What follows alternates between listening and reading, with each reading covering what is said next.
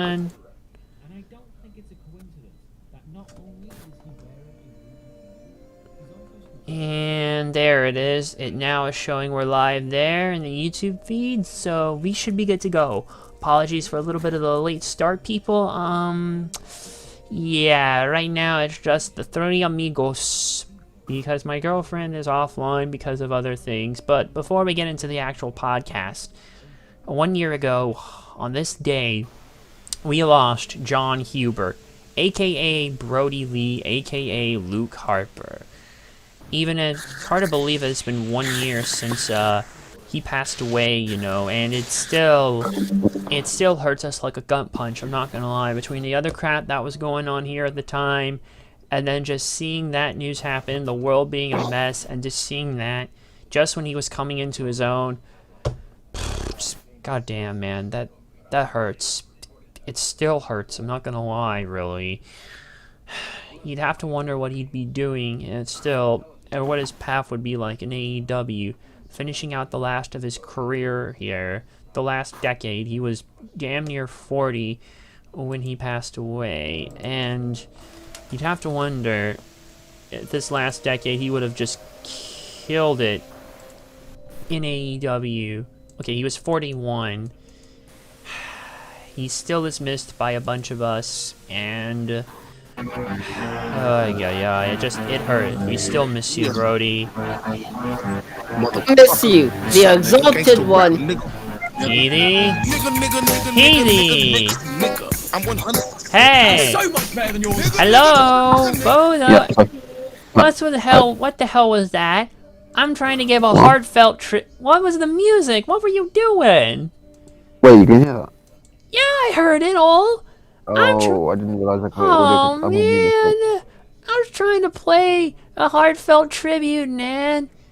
Oh, forget it. We got it done, and that's what the shenanigans. What I was going to say, what I meant to say was, we miss you, the exalted one. Yeah. Someone's been playing too much San Andreas again. I just know it.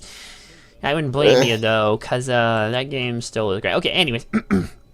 Today, we are back before the start of the new year. Yes, I was not expecting this. Trust me, I had to do what I had to do, because WWE and the Kahn man himself, Nick Kahn, has decided, why don't we have a pay-per-view based on New Year's? Okay, hold on. Small little problem. I'll get this fixed. There we go. Yes. Day one. This is a full-bore Nick Kahn man idea himself. Decided to throw a pay-per-view around. Now we've had pay-per-views before, based on New Year's before, through the New Year's Revolution events. So WWE has had themed New Year's pay-per-views as well. It's just that, well, they've never done one directly on New Year's Day itself. This is kind of a first for the company, and sadly, it's not going to be a last. If that bastard has anything to say about it, I ain't talking Vince. Even though I should be, but I don't really give a damn either way. But like I said, this scheduling of this pay-per-view, though, like I said, this is the first New Year's Day pay-per-view. It's also the cancellation. It's also scheduling calls the cancellation of TLC, which is usually held in late December. So they're going to force us back in to do our job early here. I say no rest for the wicked. More like no rest for the weary. Apologize for this background mess of noise. I've got Star Trek on standby here. A classic TOS James T. Kirk Trek. A review of Return to Oz going on here. And now I have to do this shit.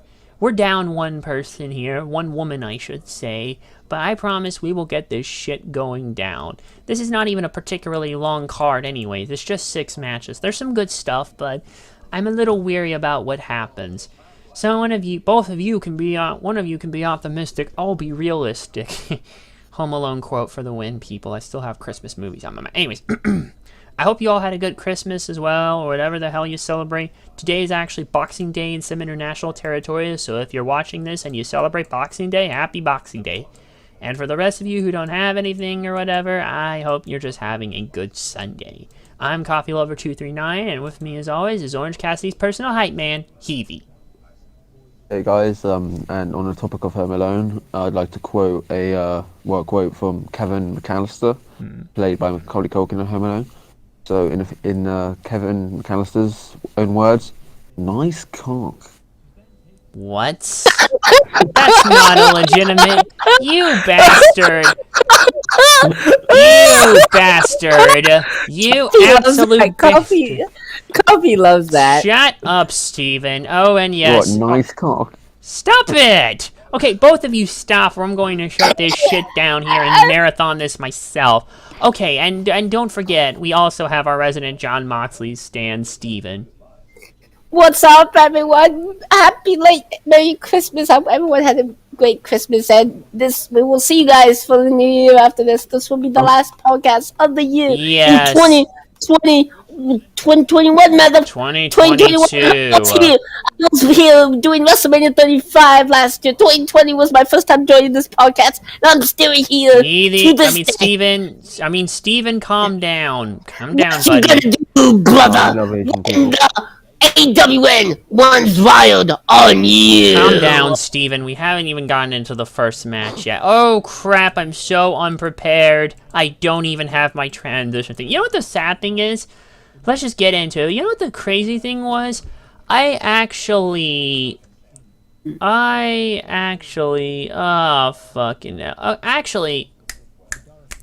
almost forgot about this entirely here. So, Fighter 3 Third Strike. Because I completely almost forgot this was even happening.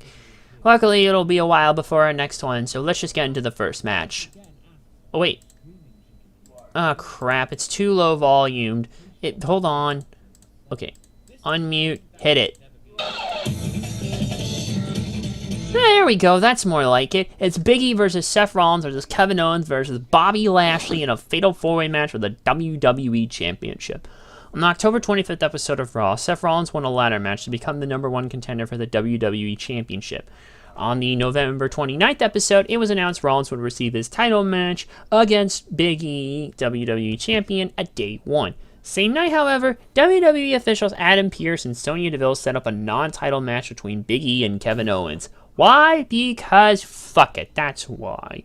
On a side note, I'm getting sick of Sonya Deville's authority shtick. It's starting to get irritating and way past its prime, but you wouldn't expect less from this company now, would ya?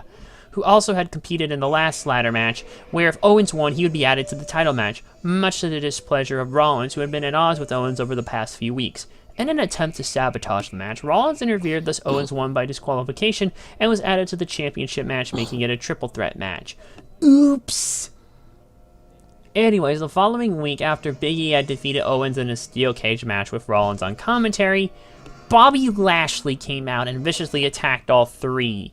On the next episode, Lashley, who Big E defeated for the title in September, explained his actions and demanded to be added to the championship match at Day 1. However, Owens and Rollins took exception, while Big E stated it did not matter who he faced, as he would still like to be champion after Day 1. Pearce and Deville came out and scheduled Lashley to face Owens, Rollins, and Big E respectively. If he had won each match, he would be added to a championship match. Lashley was successful and was added to the WWE Championship match at Day 1 to make it a fatal four-way match.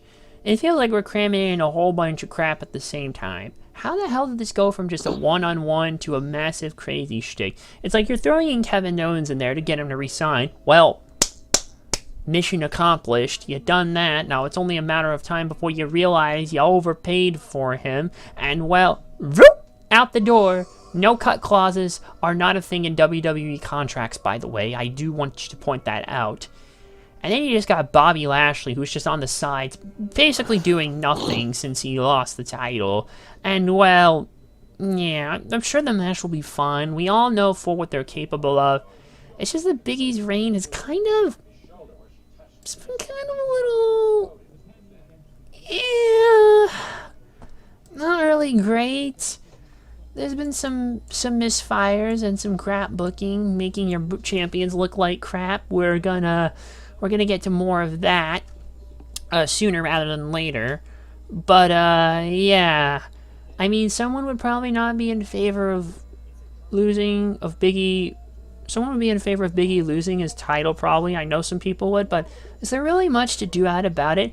Bobby Lashley probably doesn't really need much of another reign, to be honest. KO probably has no chance of getting back into the main title picture, and I'm not eager to see another Rollins run. Oh, what to do. Decisions. I'm not sure. Healy, are you sure? I'm not too sure, but I also want to clarify something. Coffee. On June 27th, 2013, you tweeted, ching chong, I wish 9/11 happened again. What did you mean by that? No, I didn't tweet that. You haven't even looked further that back. You are lying. Okay, man, please, easy. Okay, none of some of the other shit you do is whatever, but this shit, man. Just go on with your thoughts on everything and who you think's gonna win this match. Well, I'm a big fan of big meaty men slapping me. Yep, just Not so like much Vince Bobby Lashley McMahon. anymore. Oof. Yeah. Except I don't kill people. Big E, I think he needs to be a champion a bit more. Honestly, I wouldn't be mad if he went into Mania as champion. I mean, in my perfect scenario, I'd have Rollins win this match and then AJ win the Rumble, and that'll be the title match at Mania, Rollins and Styles. But I don't think we're going to go that way. I think Big E needs to lose the title 1v1 if he is. You can't have him lose via fluke. That's not how you make a credible champion. You build him up and then you bring the next guy along. And hopefully anyone but Lashley is who I want to win. I think it's going to win. Honestly, I think Big E's going to retain. It's not that I don't see anyone else not winning, it's just they've not really given a clear indication of where the title's going from this point. So I'm just going to go easy and say title retention. Alright, fair enough. And Steven, what about you? Say, the one who's gonna win is Don't You Dare Be Sour. He's gonna retain his WWE champion and feel the power. It's a new day. Yes, it is, Biggie. Yeah, I'm just gonna agree with you both here in Biggie. Like I said, I'm not eager for Seth Rollins to have his title feud. I don't see KO winning it, and I don't see Lashley winning it either, so I'm gonna go with Biggie on this one. Now, what do we have up next? Roman Reigns versus Brock Lesnar for the Universal Championship. At Crown Jewel, Roman Reigns defeated Brock Lesnar to retain the Universal Championship with help from the Usos, Jimmy and Jay. On the following night's SmackDown, an irate Lesnar attacked Reigns. The Usos, other wrestlers of the SmackDown roster, and security personnel due to being cheated out of his championship, even though he could have mopped the floor with both of them, but he was caught off guard. Adam Pearce suspended Lesnar indefinitely, and Lesnar responded by performing 2 F5s on Pearce, who later fined Lesnar $1 million, literally F5ing him out of his own pants. I mean, he F5'd Michael Cole once out of his shoe, so that's not really too far-fetched. On November 26th episode, Sami Zayn won a Battle Royale to become the #1 contender for the Universal Championship. Immediately after the match, however, it was announced Lesnar's suspension was lifted, and he would return the following week. That episode, Lesnar convinced Zayn to face Reigns for the title that night. WWE official Sonya Deville made it official and that the winner would defend the championship against Lesnar at Day 1. Before the match, Lesnar attacked Zayn, which allowed Reigns to quickly defeat Zayn and retain the title, thus scheduling Reigns to defend the championship against Lesnar at Day 1. Can I just say, poor Sami Zayn? He just seems to have bad luck with Brock Lesnar. Like, what the hell did he ever do to Brock? Yeah, jerk. I mean, first of all, he beats him up in 2019 and steals his fucking spot in the MITB, leading to all that stupid bullshit. And then this. He just can't catch a break. Sami Zayn's gonna be our new whipping boy before we know it. Or maybe not, I don't know. On the December 17th episode, as Reigns believed Paul Heyman was responsible for Lesnar's return due to Heyman formerly being Lesnar's advocate, Reigns fired Heyman as his special counsel, and Lesnar saved Heyman from a beatdown from Reigns and the Usos. Now, what if that firing was all just smoke and mirrors? What if it was just a ruse for something else? Because honestly, at this point, while Roman has come much further along in the mic than his earlier days of Thuffer and Thuckatash, I still think having Heyman on his side helps boost him quite a bit. Plus, on top of that, do you really want to keep these two separated for a long time at this point? once he loses that special counsel, you kind of lose part of the extra edge in him as well. And in a way, you have to wonder, is this really the right thing to do? Honestly, no more Lesnar title reigns for the rest of his fucking time. He's already had enough as is. He's pretty much nearing his mid-40s. He's 44. He'll be 45 in 2022. What's the point? Like, what the hell is the point at this point? Reigns doesn't need to lose that belt. Not at all, man. Just not at all. Okay, Healy, who do you think's gonna win? Just to let you know, yesterday I pissed on George Floyd. Hashtag Black Lives Matter. No, yet. Oh, no, you didn't. Okay, just go on. Just tell me who you think's gonna win, damn it. I don't want him to lose right now. This is probably the closest we're ever going to get, and I don't think we'll get to this point, but it will be the closest to tie in Bruno Sammartino's record. Roman Reigns does have the potential to be this era's Bruno Sammartino. I don't think he'll hold it for years and years and years to come, but I can see him holding it to at least WrestleMania.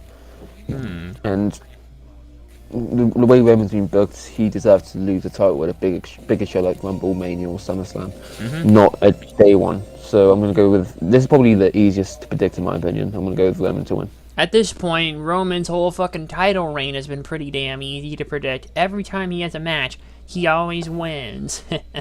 Anyway, Steven, what about you? The one who's gonna win is your big dog. No, Tribal Chief. Yeah, that's the big dog. Tribal Chief. The Tribal Dog, the Big Chief. You are something special, either you and my the love. Tribal Chief, Roman Reigns, is gonna win. Yeah, Roman Reigns. We are all in unanimous agreement for the Tribal Chief himself, god damn it. Yeah, Roman Reigns on this one to retain. It's not even a contest. This one might be, though. It's Usos versus the New Day. It's Jimmy and Jay versus Kofi Kingston and King Woods. There's no actual background for this match, being one of two matches to not have this. What I will say, though, is that the Usos, you think for them being associated with Roman Reigns, they'd be booked much better, but no. They've actually been kind of booked like crap, actually. Like, they lost at Survivor Series, and they haven't really been looking strong as of late. It's like, what the hell? It's just, not only did their loss cost me my independent TV championship, which fucked up some plans in NAW that we've had to detour from, but it's making them look weak. I don't like this at all. And on top of that, another Usos New Day match. This is what happens when your tag team division sucks. Wait, Coffee, what year are we in? We are still in 2021.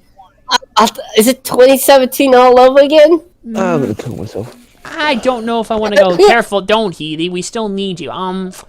It feels like it, maybe, with this crap here. Oh, but technically... Okay, not quite yet. But you know what? It's just... excuse you. I mean, Woods is now king after King of the Ring, but I don't know, Healy. Just decide. Choose the competitor.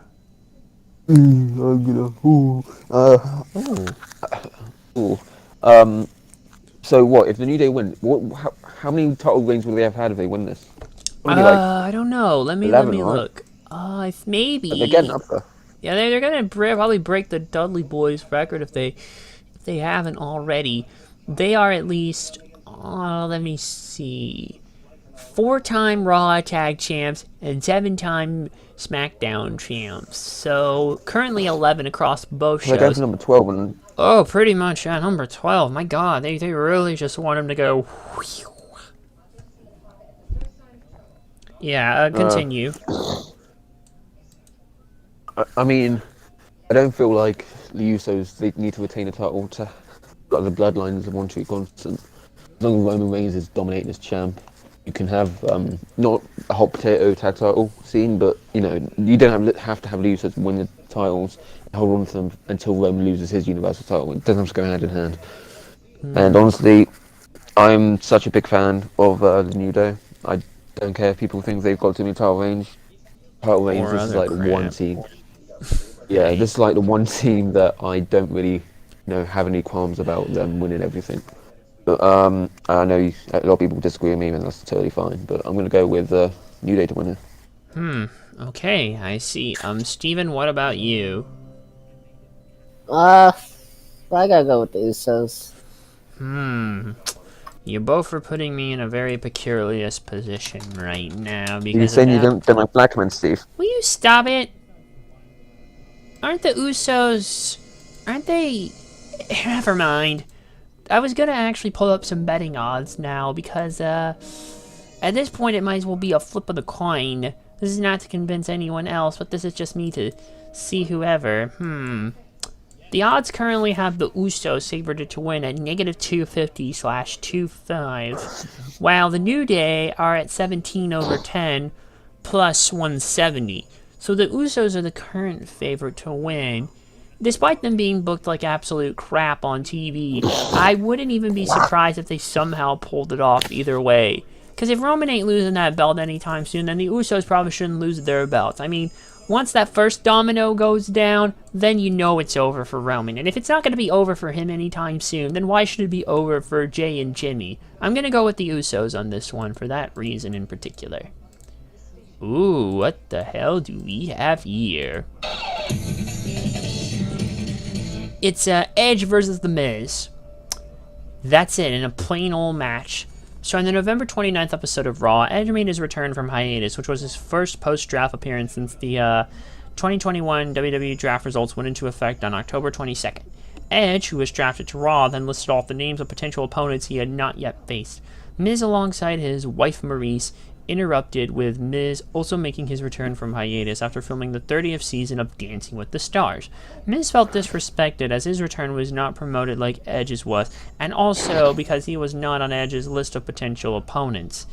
Because Miz has been a joke right now, I hate to say. And after a heated verbal exchange, Miz teased fighting Edge, however Miz rejected and departed. That following week, Edge was a guest on Miz TV, and after another heated verbal exchange between the two, Miz challenged Edge to a match at Day 1, and Edge accepted. The way I wonder how this match got really add to it. I was just about to say,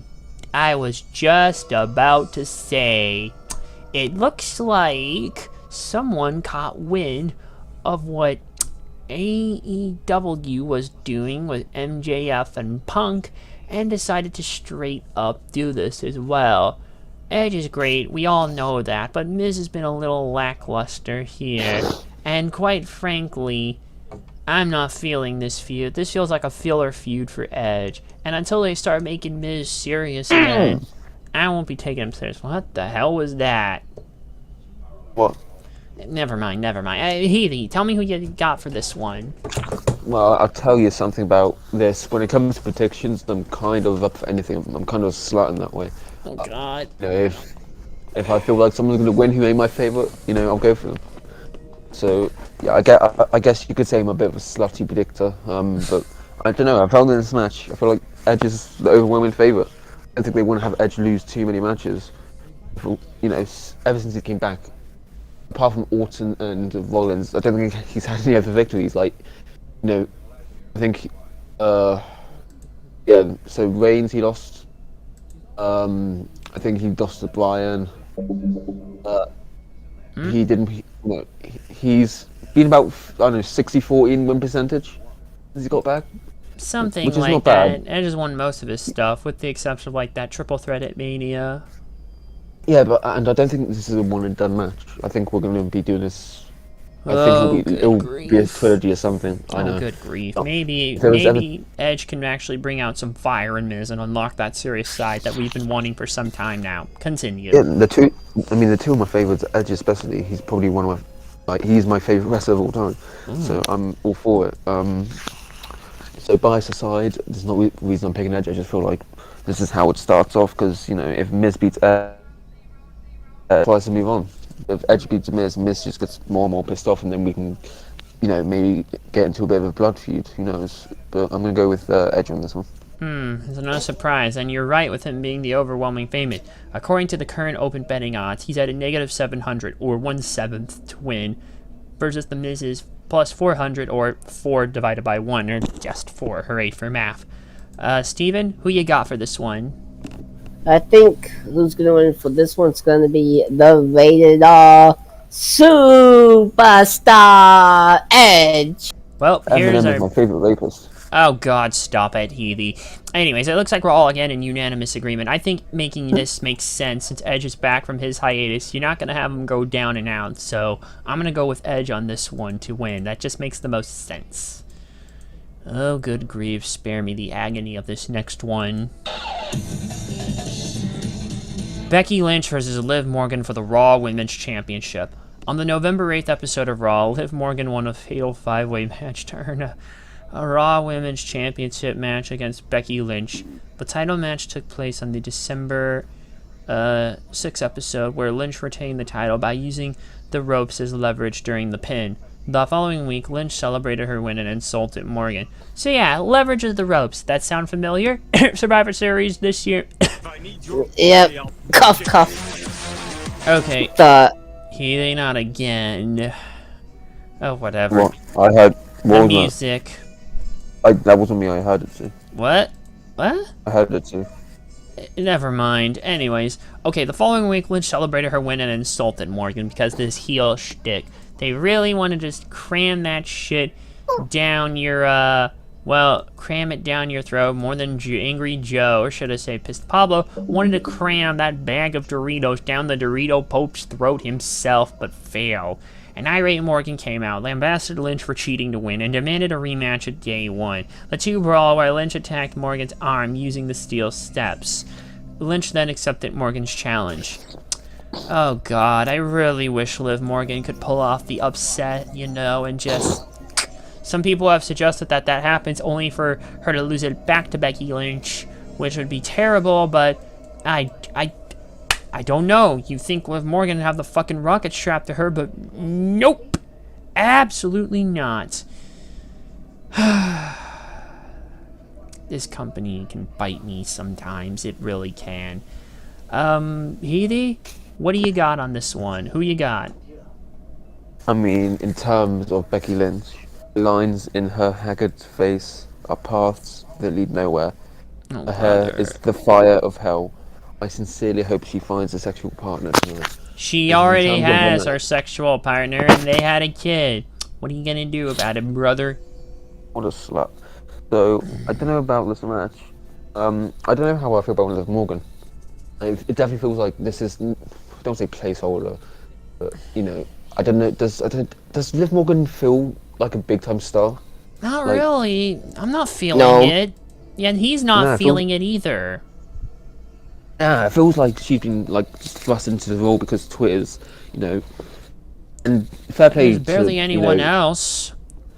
Yeah, fair play to them. WWE listen to the audience for once. Twitter actually having a say on the programming, and Liv Morgan's a huge favourite over there. So, and honestly, it's not the worst thing in the world. It's like a B/C level pay-per-view in my opinion. So to get another wrestler a title shot and give them a chance to showcase their talent, I'm absolutely fine with.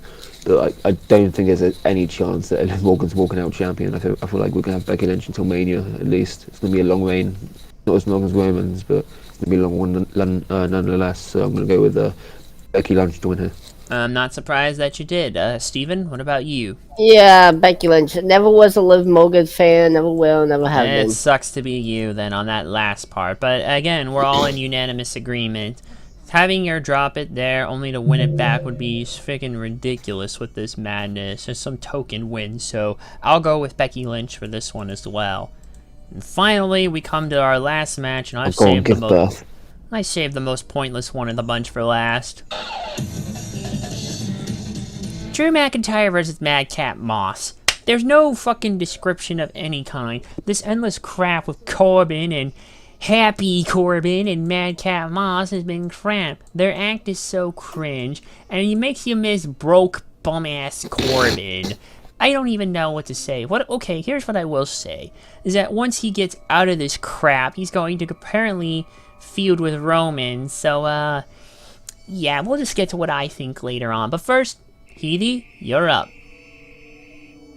Well, this just feels like a whole bunch of nothing. But you know, McIntyre feels like he's fallen off a bit. I don't know what you could have done before. Maybe I'm trying to spitball with ideas that are better than this. Have him do something with Damian Priest. Have him face off against Miz. Hell, keep doing the thing with Jinder because this is just not it. Oh, good grief. And yeah, isn't it wild? Like you know how if you're trying to build a big feud, you have like one of the guy's sidekicks fight the other guy. Something like that. Like I don't know what it was, but it was back when Rollins and Lesnar were doing their thing. They built it up somewhat by having Rollins and Shelton Benjamin facing off. Oh, Because of the I think, yeah, that must have been in 2019. Yeah, because of the days of when Lesnar and Shelton teamed together. Yeah, so I think this is what they're trying to do. But how do you like? You can't build hype to a McIntyre and Corbin match. Like you can't do that. That's just we've seen this on Any Given Raw about 3 years ago. It's not something I truly care about anymore.